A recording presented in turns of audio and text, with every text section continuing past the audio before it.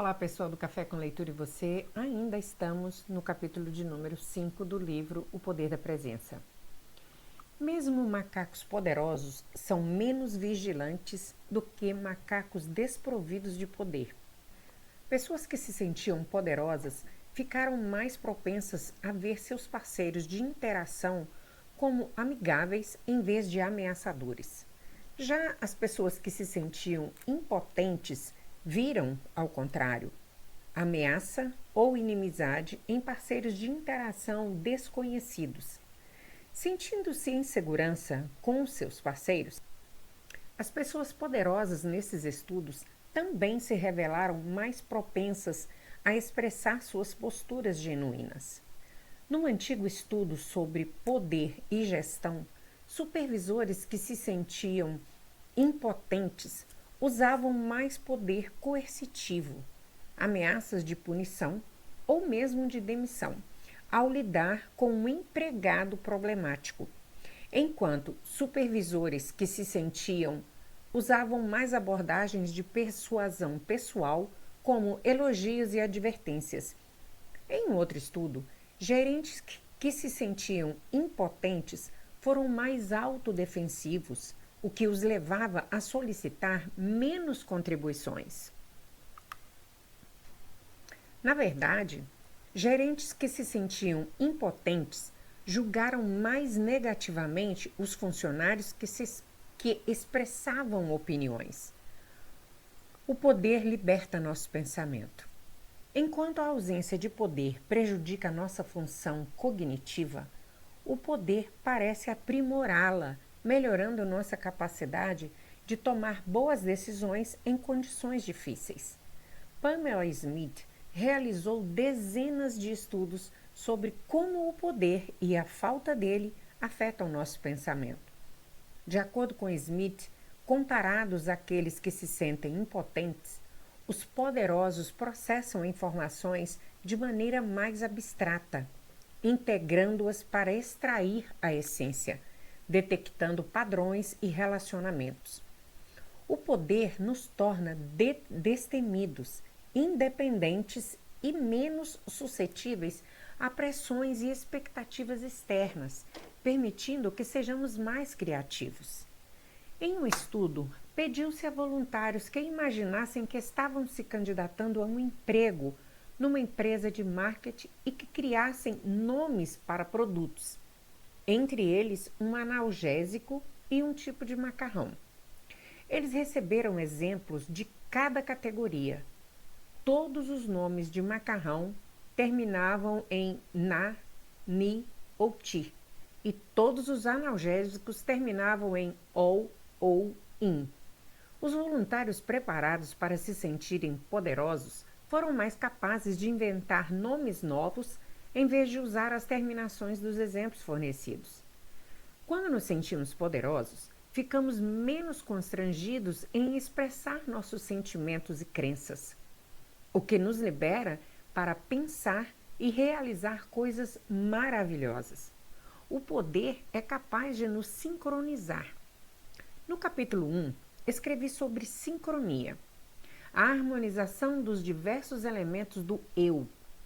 Acontece que sentir-se poderoso sincroniza nossos pensamentos, sentimentos e comportamentos, aproximando-nos mais ainda da presença.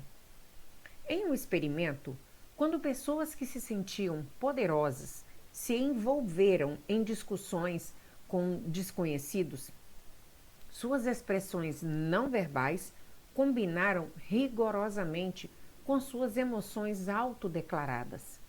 Se estavam contentes e contando uma história alegre, estavam sorrindo. Já as expressões e os sentimentos autodeclarados de seus pares impotentes não estavam tão estreitamente associados. A impotência também pode fazer com que adaptemos nosso comportamento para corresponder a expectativas percebidas à nossa volta. Tornamo-nos hipócritas, não necessariamente porque queremos enganar, mas para nos proteger. Afinal, concluímos que é melhor se adaptar e agradar quando você não tem poder. O poder incita a ação. Não estou mais aceitando as coisas que não posso mudar. Estou mudando as coisas que não posso aceitar. Angela Davis, que escreveu. Um pesquisador conduz você a uma sala e pede que se sente numa cadeira e aguarde. Após alguns momentos, você percebe um ventilador soprando diretamente no seu rosto. É irritante. O que você faz? Muda o ventilador de lugar?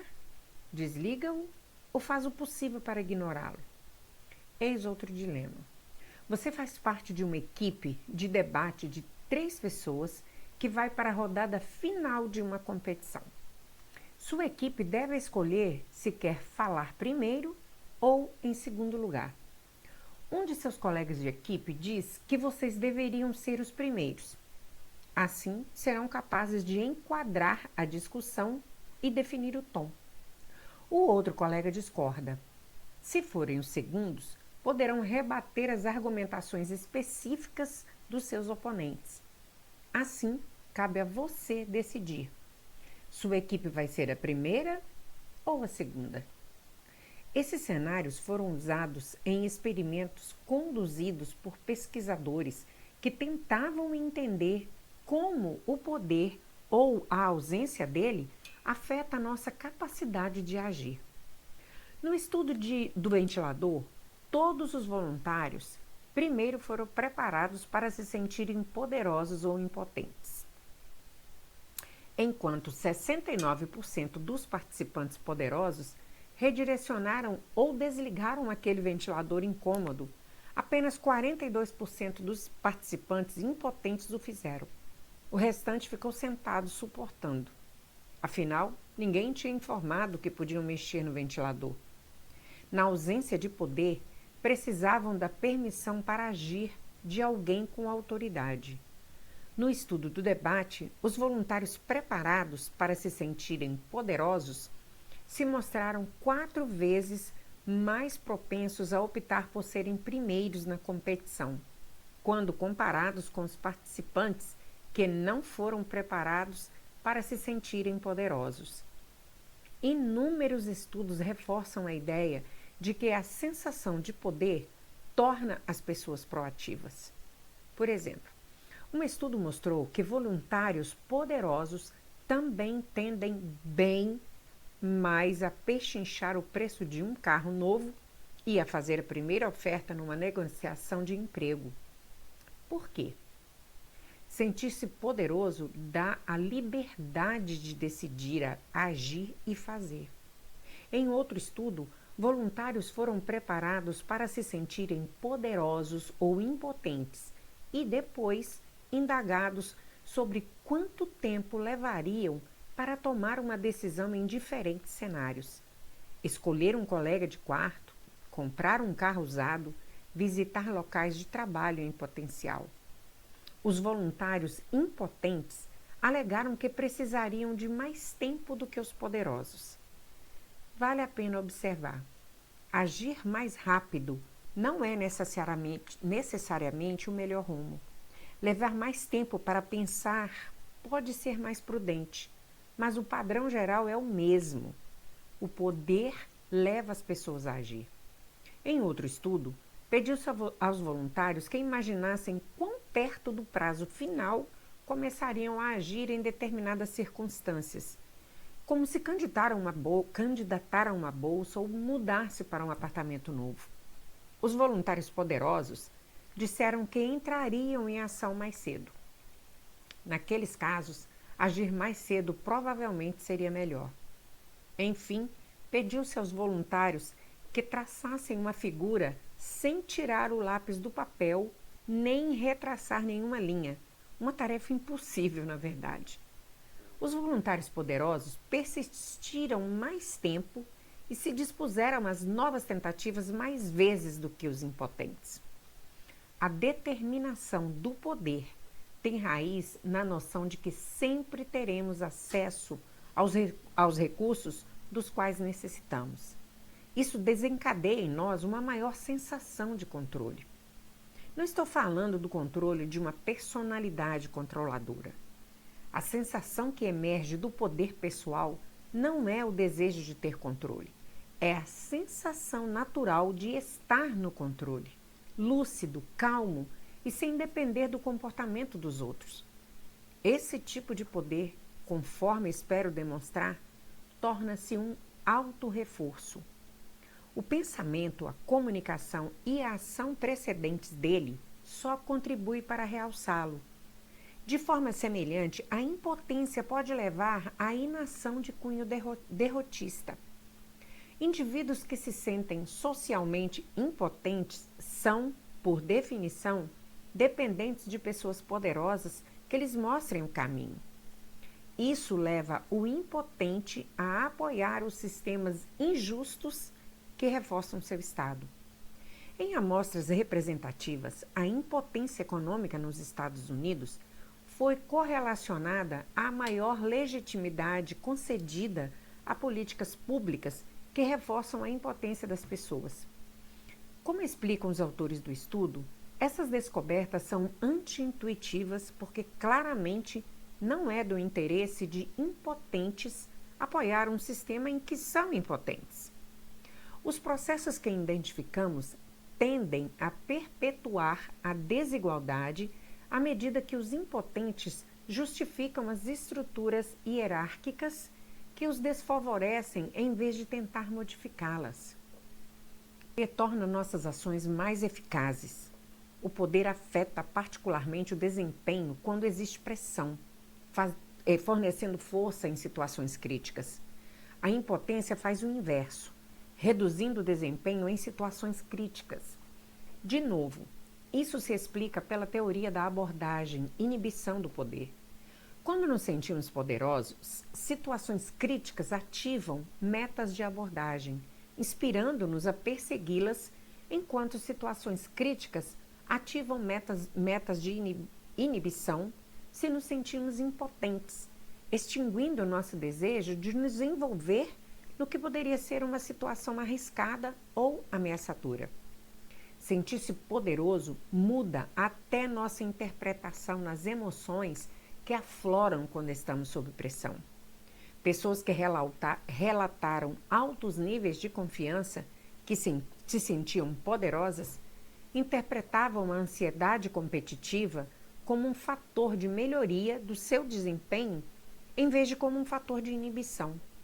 Elas também declararam mais satisfação com o próprio desempenho.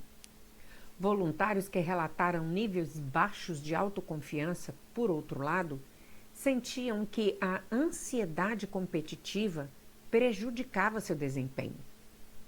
Em uma análise de 114 estudos que examinaram a relação entre o desempenho no trabalho e a eficiência pessoal, semelhante ao poder pessoal, mas limitada a uma tarefa específica, revelou uma correlação clara, embora não particularmente surpreendente entre ambos. Quando as pessoas possuem forte crença de que serão capazes de realizar a tarefa que as aguarda, a propensão de concluí-la com sucesso é maior. O poder afeta a nossa fisiologia. Até agora, grande parte da pesquisa que examinamos sobre poder está ligada à sua autopsicologia. Poder e impotência, como estados cognitivos e emocionais, como nos fazem pensar e sentir. Isso leva a uma pergunta lógica. O poder está todo em nossa cabeça? Seria surpreendente se fosse assim, pelo simples motivo de nossa ideia de poder com frequência carregar conotações físicas ativas. Poder não é apenas um estado mental, é uma força da natureza, força brutal, poder de fogo, cavalos a vapor, energia termonuclear, acordes poderosos. Ninguém precisa explicar o que o poder é físico, ao menos até certo ponto. Sabemos disso porque sentimos. Somos seres físicos. Será que isso significa que nosso poder, mesmo no nosso poder interior pessoal, tem um aspecto físico também? Pesquisas recentes com hormônios dão pistas fascinantes disso. Antes, porém, de contar quais são essas pistas, gostaria de fazer algumas ressalvas. Não apenas a relação entre hormônios e comportamento é complexa, como seu estudo também é bastante recente e vem evoluindo rapidamente. A síntese que farei aqui não pretende explicar as várias nuances e limitações. Além disso, os hormônios existem junto a inúmeros outros variáveis que determinam como pensamos, nos sentimos e nos comportamos. Por exemplo, nosso relacionamento com os nossos pais, como dormimos na noite anterior, o clima, o que comemos no desjejum, quanto café consumimos, a estabilidade de nossas amizades mais próximas e assim por diante. Por que todas essas ressalvas? Porque percebi que as pessoas costumam dar uma importância exagerada aos estudos sobre hormônios, talvez porque hormônios sejam mais concretos do que pensamentos e sentimentos. Parecem mais palpáveis, mas a verdade é que a essa altura do campeonato, os cientistas comportamentais provavelmente sabem mais sobre como os nossos pensamentos e sentimentos afetam o comportamento do que sobre como os hormônios se relacionam com o comportamento. Portanto, considere isso uma peça de um grande quebra-cabeça. Voltemos à história sobre o poder e hormônios. A testosterona, um hormônio esteroide que é secretado pelos testículos nos homens e pelos ovários nas mulheres, ajuda no desenvolvimento de músculos e massa óssea, força física, tecido reprodutivo nos homens e até na prevenção da osteoporose. Mas os efeitos da testosterona não são apenas físicos, são também comportamentais. Eu não sabia. Bem, gente, por enquanto é só, mas ainda continuamos no capítulo número 5. Se você ainda não é inscrito no nosso canal, por favor, se inscreva agora e clica no sininho para você ser notificado toda vez que a gente subir um novo vídeo. Te vejo daqui a pouco na continuação do capítulo 5. Até lá!